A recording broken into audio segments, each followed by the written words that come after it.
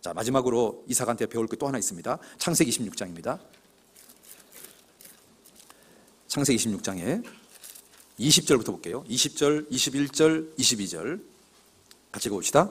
그랄 목자들이 이삭의 목자와 다투어 가로되 이 물은 우리의 것이라 하매 이삭이 그 다툼을 인하여 그 우물 이름을 에색이라 하였으며 또 다른 우물을 팠더니 그들이 또 다투는 거로 그 이름을 신나라 하였으며 거기서 옮겨 다른 우물을 팠더니 그들이 다투지 아니하였으므로 그 이름을 르호봇이라 하여 가로되 이제는 여호와께서 우리 장소를 넓게 하셨으니 이 땅에서 우리가 번성하리라 하였더라. 그 다음 28절입니다. 또 같이 봅시다. 그들이 가로되 여호와께서 너와 함께 계심을 우리가 분명히 보았으므로 우리 사이 곧 우리와 너희 사이에 맹세를 세워 너와 계약을 맺으리라 말하였노라. 여러분 있잖아요, 이삭은 무려 7개의 우물을 팝니다. 이 본문에서 보면 중동 지방은 물이 굉장히 귀한 곳입니다. 그러니까 우물은 생존하고 직결되는 겁니다. 사냐 죽느냐는 문제인 겁니다. 그러니까 쉽게 양보할 수 있는 성질의 것이 아닙니다. 그런데 이삭이 우물을 딱 팠더니 내 거라고 얘기하는 거예요. 쉽게 양보합니다. 또 팝니다. 또 내 거라고 얘기하는 거예요. 또 양보합니다. 이게 쉬운 게 아닙니다. 생사와 관련된 문제입니다. 사냐 죽느냐는 문제인 겁니다. 그런데 이삭은 다투지 않고 싸우지 않고 온유함으로 오래 참음으로 양보했습니다. 피했습니다. 그러자 하나님이 계속해서 우물을 허락해 주는 겁니다. 그 모습을 지켜보고 있던 사람들이 드디어 이삭한테 무릎을 꿇은 겁니다. 아, 하나님 너와 함께 하신다. 우리 화친 조약을 맺자. 여러분, 화친 조약을 맺자고 찾아온 사람이 강자입니까? 찾아온 사람이 약자입니까? 찾아온 사람이 약자죠. 지금 분명히요, 이삭이 약자인데 거꾸로 된 겁니다. 이들이 먼저, 아비멜렉이 먼저 와가지고 화친을 맺자 이렇게 하는 겁니다. 약자가 된 겁니다. 왜? 이삭과 함께 하신 하나님을 본 겁니다. 그러면 하나님께서요, 왜 이삭한테 함께 했을까요? 이삭이 생사와 관련된 너무너무 중요한 문제임에도 불구하고 싸우지 않고 다투지 않고 온유함으로 오래 참음으로 양보하고 또 개척하고 양보하고 또 개척하고 양보하고 그 과정을 본 겁니다. 우리가 세상을 살 때 세상 사람들이 나한테 어떤 시비를 걸 수 있습니다. 뭔가 내 이권하고 관계된 시비를 걸 수 있습니다.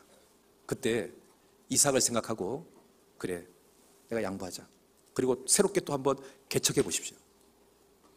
그리고 또 양보하고 또 새롭게 개척해 보십시오.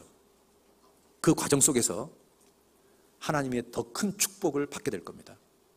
그래서 있잖아요, 이삭은 이제 우물 파기 전문가가 된 겁니다. 7번을 파고 나서요, 어디에 우물이 있는지가 이제 딱 처음 보면 알게 되는 겁니다. 이거 7번 파는 과정 속에서 알게 되는 노하우인 겁니다. 만약에 처음부터 대판 싸웠으면요, 아마 상처만 나고 우물 파기 전문가도 안 됐을 겁니다. 그런데 양보하고 또 파고 양보하고 또 파고 그 과정 속에서 있잖아요, 이삭은 다 얻었습니다. 그들이 무릎을 꿇었고요, 또 하나는 우물 파는 전문가가 되어버렸습니다. 중동에서 물은요, 생사하고 관련된 겁니다. 우리가요, 세상에서 뭔가 내 이권하고 관계된 일을 누가 시비를 걸어서 내가 양보하고 또 새롭게 개척하고 또 양보하고 새롭게 개척하고 그 과정 속에서 하나님은 나한테 두 가지를 줄 겁니다. 그 사람이 나한테 무릎을 꿇을 겁니다. 그 사람이 전도가 될 겁니다. 그리고 또 하나는 내가 새롭게 우물을 파는, 새롭게 개척하는 그 과정 속에서 그 분야의 전문가가 될 겁니다. 하나님은 두 가지 다 줄 겁니다. 그래서 여러분, 뭔가 그런 어떤 이권 때문에 어떤 갈등이 있을 때, 그래, 내가 양보하고 다시 개척해보자. 또 양보하고 또 개척해보자. 그렇게 하다 보면 이삭처럼 두 가지 다 얻게 될 겁니다.